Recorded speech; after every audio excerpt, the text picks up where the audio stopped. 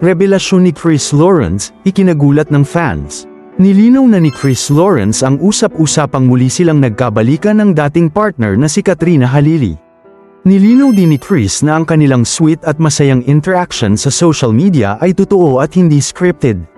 Natural daw ang pagiging close nila ngayon, dahilan para lalong kiligin ang kanilang mga tagahanga.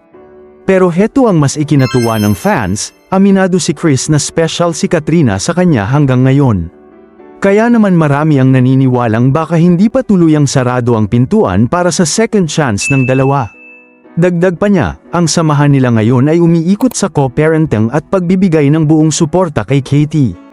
Ipinapakita raw nila na kahit hindi naging maayos ang nakaraan, posible pa ring maging maayos ang present para sa pamilya. Ibinahagi rin ni Chris na sobrang thankful siya sa magandang relasyon na meron sila ngayon.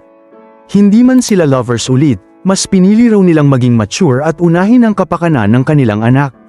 Sa guesting niya sa Fast Talk with Boy Abunda nitong Biyernes, diretsahan niyang sinagot ang tanong tungkol sa estado ng relasyon nila ngayon.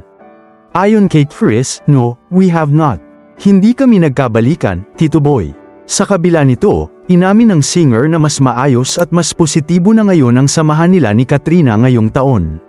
Dahil dito, muli silang nagkaroon ng magandang koneksyon, lalo na pagdating sa pagpapalaki sa kanilang anak na si Katie. Ibinahagi rin ni Chris na sobrang thankful siya sa magandang relasyon na meron sila ngayon.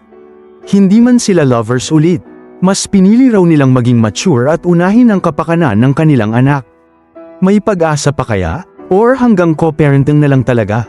Sa tingin nyo, magkakabalikan pa ba sina Chris Lawrence at Katrina Halili? Maraming salamat sa panunood.